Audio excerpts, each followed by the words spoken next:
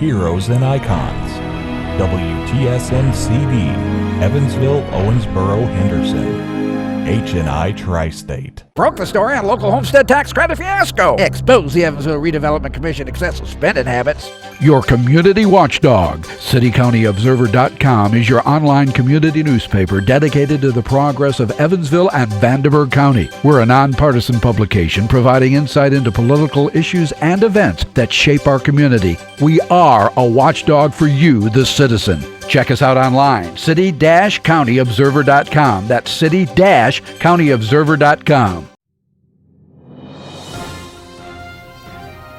Tri-State Voices, an open discussion with area leaders on issues affecting communities throughout the Tri-State. Now, here are your hosts, Cheryl Musgrave and Mark Owen. Welcome to Tri-State Voices. I'm Cheryl Musgrave, your host, and Mark Owen is the co-host. Tonight we welcome Mark Lichtenberg, the president of the Evansville Teachers Association. Mark, what are we going to talk about tonight? Well, I think education is a timely issue with all the, there's so many things going on in education at the state level that I don't know how you can keep track right now.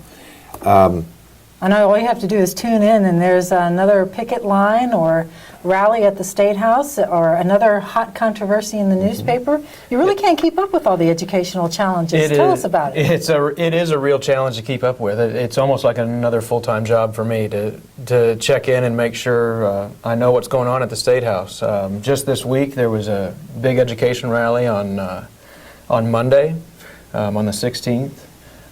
State House was, by some accounts, as many as 1,000 supporters there for public education, and that's the day when the whole southern half of the state was snowed in. So you're talking about, people from the central part of the state and northern part of the state getting there, and filling the State House in support of public education, in support of Superintendent Ritz, and discussing the controversy around the I-STEP test, all of the real hot-button issues that are going on in the legislature right now.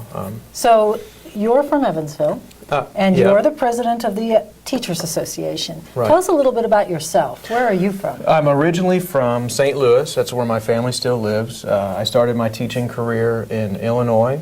I went to Bradley University, a Missouri Valley Conference rival of the Evansville Aces. I'm a music educator, band director for 15 years in the classroom. Moved to Evansville in the year 2000. And started teaching here. Where did you teach? I taught for 1 year at Evansville Christian School, and then I moved into the EVSC, spent 2 years teaching at Glenwood and Harwood as a split position at that time, mornings at Glenwood and afternoons at Harwood, and then moved to Tompkins Middle School, and I was there until I was elected president in 2013. So you don't teach anymore? Right now I'm on release from classroom responsibilities to do what I need to do as president of the association. So what is it your job in the Teachers Association to accomplish? Well, we support the interests of teachers, of course. We work with the district to develop policies that are going to support the students of the EVSC and help teachers do what they need to do on a daily basis. Obviously, we work with legislators to make sure that our concerns are known to them as they're considering policy changes at the state level, and we do all those things on a regular basis. We also professionally we assist teachers. We have a professional lending library, for instance, that make available to our members when they have a need for something that they need some help with. We can provide those services as well. Some teacher-led professional development, we do those types of things as well. Okay. Let's get into some, basics of some of the things going on.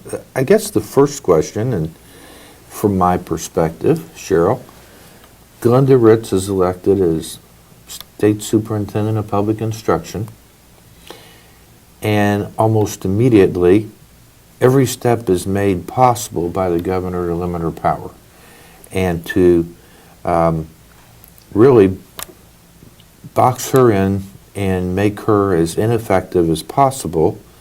Now the legislature has removed her as chairman of the Board of Education.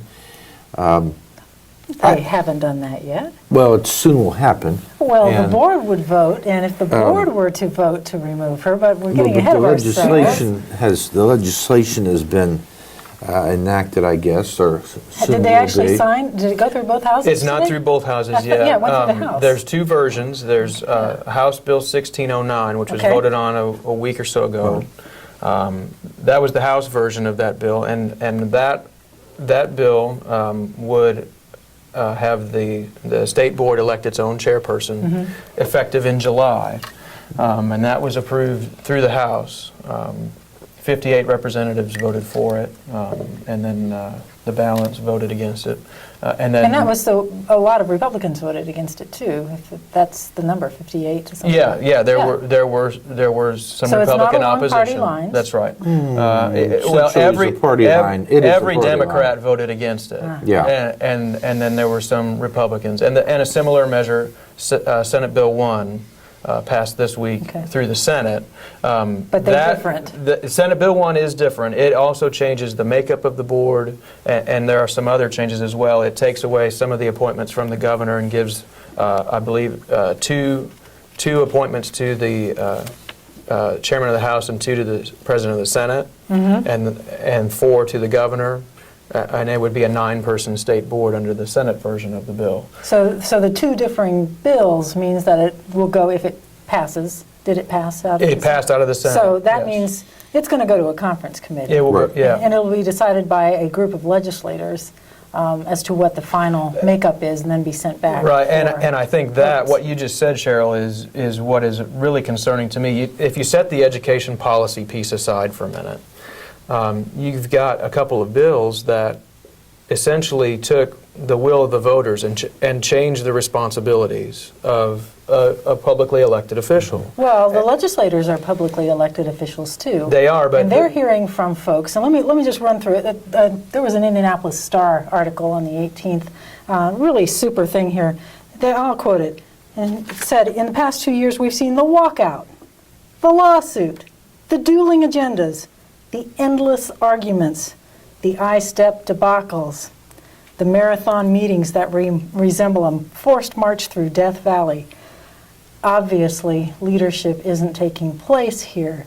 With all of this mountain tops of very dissension, lots of dissension appearing in the newspapers, something's not happening right here. Something has to be done. Whether it's personality or structure is the difference.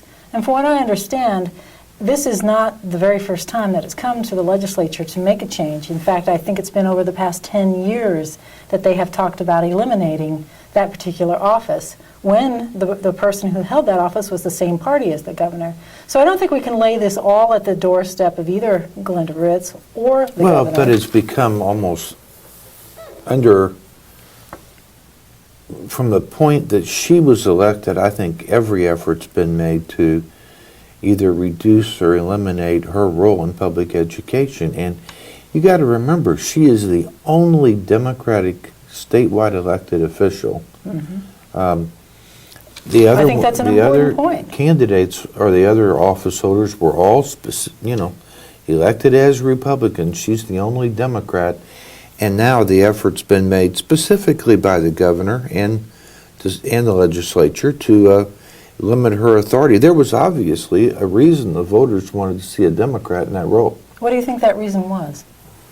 I think that in 2012, which is when Glenda was elected,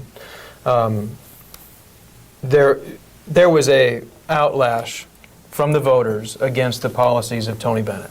And in particular, I think the manner in which And he was Tony the former Bennett, superintendent. yeah, that's right. The manner in which Tony Bennett put his policies forward, it was very much a my way or the highway type of administration. Well, wasn't he trying to And- lead fundamental change? I think if you, And the I think he change would was- certainly characterize it that way. Teacher accountability, and maybe it was That was the it. accountability portion rather than the person who was actually making. I don't think it was the accountability portion at all. I think So you think Glenda Ritz could lead accountability and we'd have it because. I think if you want to talk about accountability, you have to have all parties at the table. And Dr. Bennett, in his approach, was, we're going to do it this way, and I don't want to hear from certain segments. And teachers' associations were one of those groups. He shut out the teachers from the conversation when you're talking about accountability of teachers. It just doesn't, it would be akin to, let's take doctors for instance. Okay. Let's say we're going to evaluate doctors. And the system that we come up with is we're going to evaluate doctors based on the percentage of the patients who are under their care that pass away. And we're going to evaluate pediatricians the same as we do oncologists. That wouldn't make any sense at all. And if that were the policy, then the American Medical Association would likely come in and say, don't do that, that's really stupid. So what you're saying is that accountability, teacher accountability is right, and that we should do it, but we should do it in a way that is effective. Absolutely. All right, so what's an effective way? Well, I think it needs to be a partnership. Absolutely, That's I agree. Really what you're saying, that we need to develop a partnership. Yeah. And the approach right now that is literally being, pushed and pushed is that it will not be a partnership. No, the legislature has put forth some very specific guidelines, mandated that student test scores are part of that evaluation, and in fact, the conversation that's happening in Indianapolis now, particularly among some state board members, is that the percentage of student test scores that inform teacher evaluations is to be increased up to as much as 50%. Is it all I-STEP test scores? It is. Or Well, are there other it tests? depends on the grade level. Right now, each local district has the ability to determine what that looks like for their district. And ETA worked together with EVSC to develop the evaluation system that we have in place this year for the first time.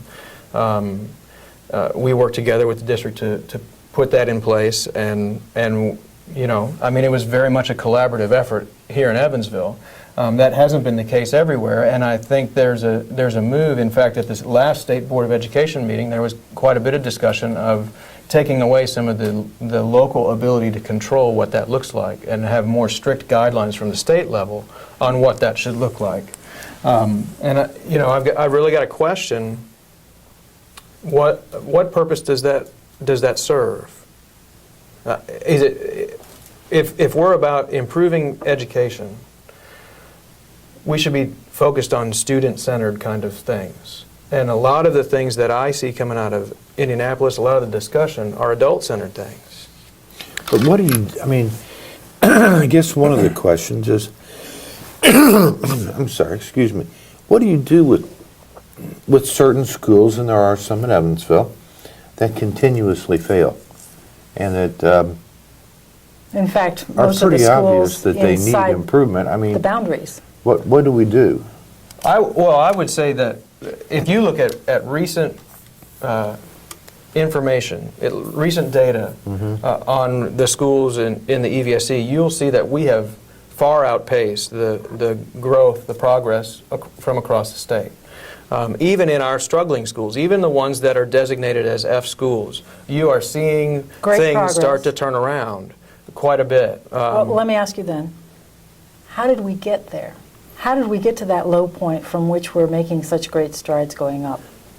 Are you asking how did we get to the low point, or how did we start to make the progress? I mean, what caused that drop? And I guess I'm presuming that at some point in the past we were not always at a low point, but that we were better. Well, I don't think there's any one thing that you can point to. Well, give me two or three then. That is an absolute predictor of the success or not success of a school. Across the nation, you see that poverty is a very important factor in There's no question about that. in the success of students, and every one of those schools has a correlation to the poverty. There is a correlation Yeah. to that, certainly. But there's also other factors where, if you had significant turnover in the staff, that can have an effect.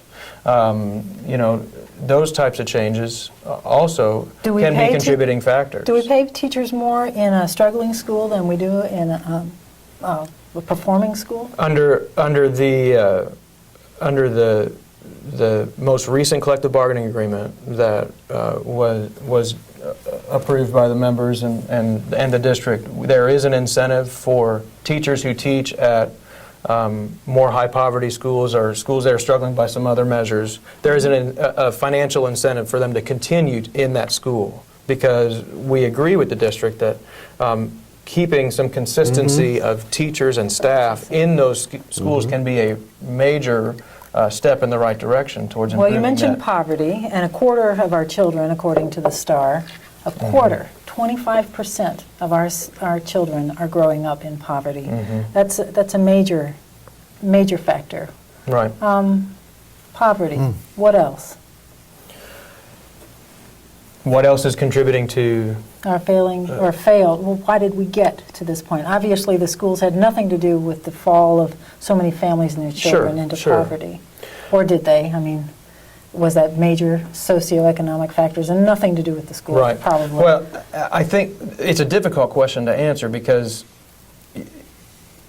I'm not sure that I agree with the assessment that those schools are failing. Okay. By the measures that the state has for the A to F measure, and I think we could probably have a whole other program about the pros and cons of that system, okay? But by those measures, we have some schools that have been D's and F's consistently over the last few years. But there is a whole lot more that happens in a school than the measures that are in place for the A to F program. For elementary and middle schools, the only measure in the A to F accountability system is ISTEP results. Okay.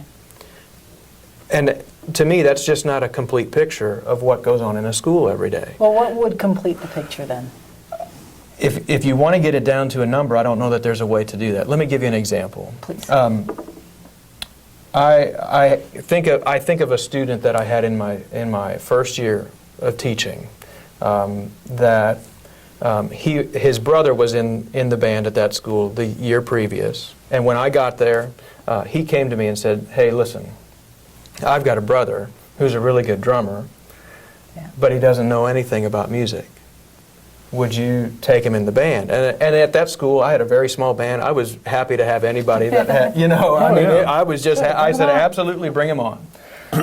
And he was a challenging student, behaviorally. He was a real challenge to have in the classroom, and he was particularly in classes that were not mine, but he loved music. And he had drumsticks. And he had, oh yeah, give him a noisemaker, why not? And, but he excelled in my program. Okay. And I now, some years later, I'm friends with him on Facebook now, and I keep in touch with him that way. He married the clarinet player that sat in the front row. They have a couple of kids. But not too long ago, I put something on my Facebook about the value of music in education, and he commented on it and said, "I'm so glad that music was part of my education." Mm-hmm. This was 15 years later, right? That kind of impact can't be measured in a test. And so often the impact of a teacher on a student or the school environment on a child's development can't be measured right then and there by something like a test. No, but a test can measure if you can read. Absolutely it can. And I believe that's what ISTEP is particularly targeting. Basic, fundamental skills. Can you read? Can you do the type of math that's going to take you through the rest of your career? And that's where we're not achieving the levels that need to be achieved, no matter what the reason.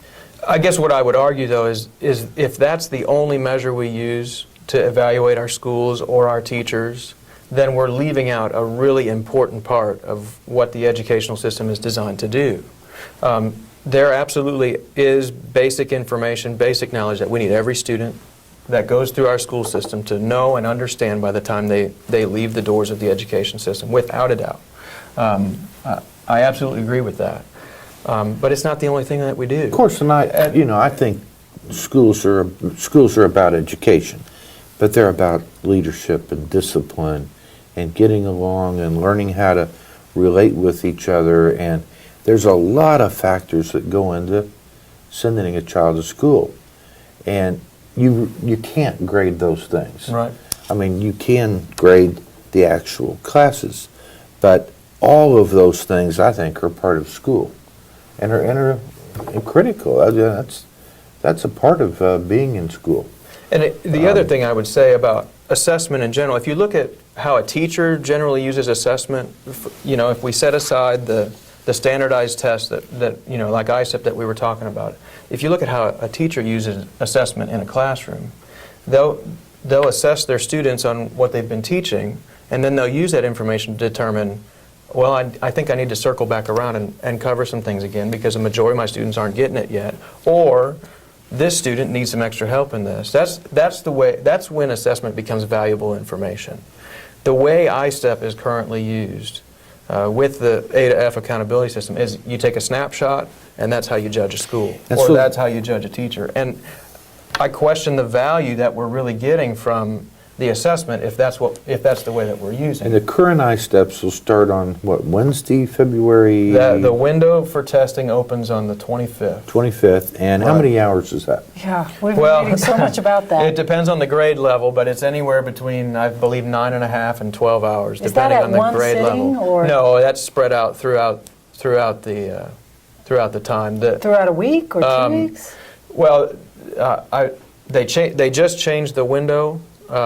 There was a window of 10 days. I think they added 3 or 4 days to the first phase. Now, ISEP happens in 2 phases. There's the phase that starts here on the 25th, and then there's another phase that happens later in the year. Okay. April, May, late April, early May is the second for- portion of it.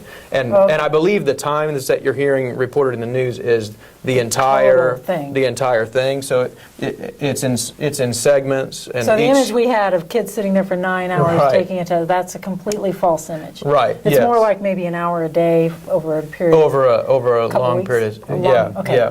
When I was in the classroom, now that was a shorter total time, but generally the way that we did it was about an hour per day in the morning for about 4 days, and then that was how we did the ISTEP test. Well, before when was I in the ask classroom. you specifically which bills that you want to see changed, because I know that that's the Mm-hmm. nitty-gritty.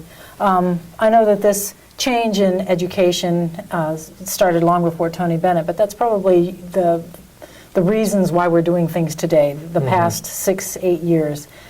Has anything that has happened in the past 6-8 years led to the success that the EVSC is now seeing in that remarkable climb out of their grades, the school level grades? I think when you talk about what happened in EVSC, I think the EVSC was very proactive.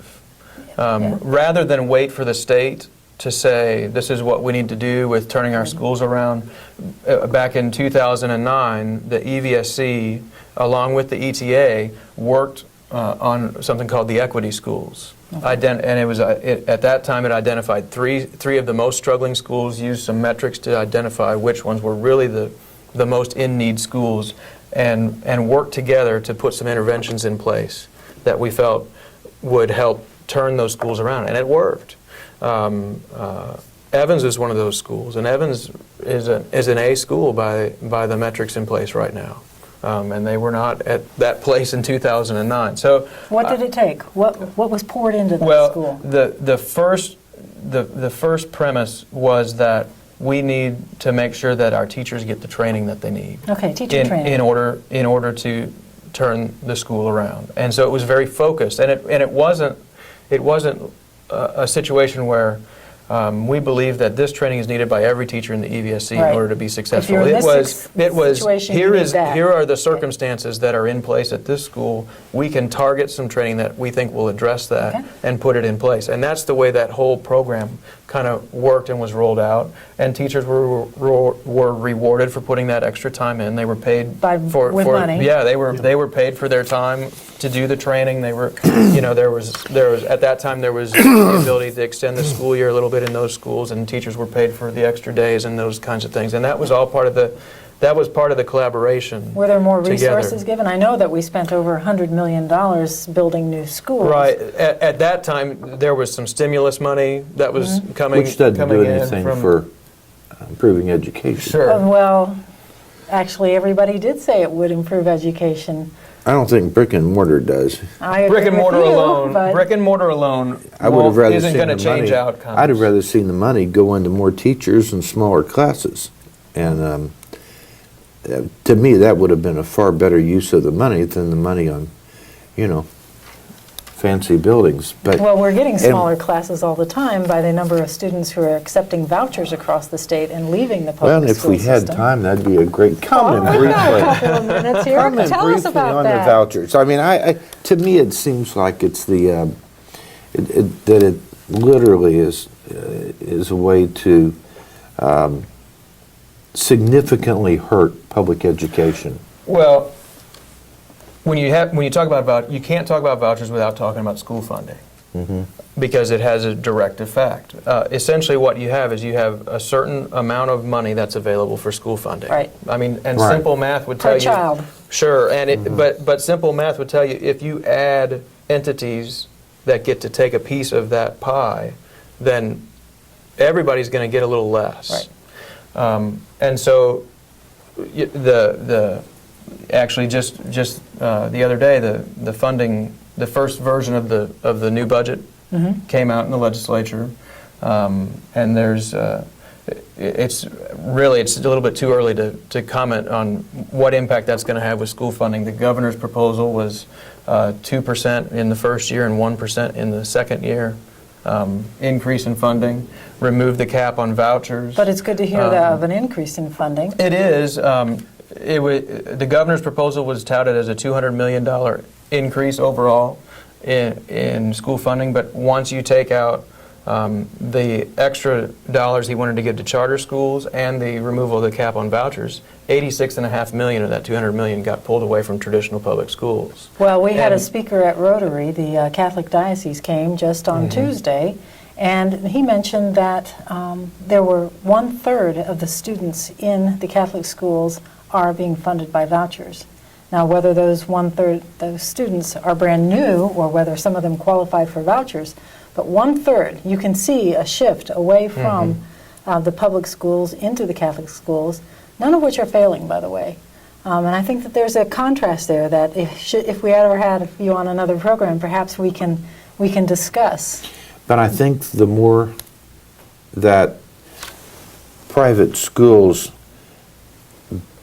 become mirrors of a public school, you'll see the numbers change dramatically. Well, you also have to look at Interested to see you that. also have to look at the admissions policies of some of the schools that Correct. are accepting vouchers, because they do not, They by do their not. own policies, have to accept every student the way a public school does, and that can have, you talk about none of those schools are failing. Well, that may very well be true, but they also may not be serving the same population as the public schools, so it may not be an apples to apples comparison. They aren't required to open their doors to everyone, Absolutely. which is That's And what they right. don't have public That's schools right. they don't are have the supposed to do. discipline problems and Yeah. those other problems that public schools have that really don't have any choice. Unfortunately, we're at the point where, gosh, we could go on for what? We at could. least another half an Yeah. hour, but we're, at here where we're running out of time and we've got to start our close. Cheryl, it's been great. This is a good opportunity to talk about these kind of issues and to have this kind of exchange. Mark, we appreciate you coming Been my today and pleasure. talking with us. It has been.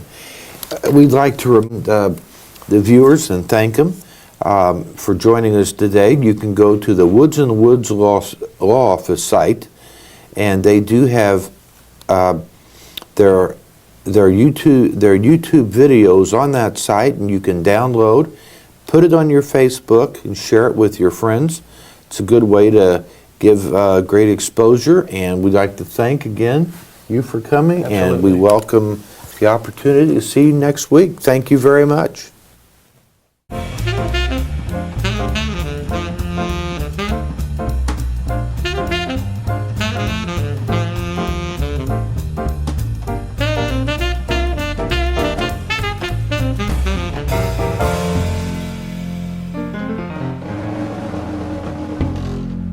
Getting Social Security disability benefits can be a difficult and confusing process, especially if your claim has been denied.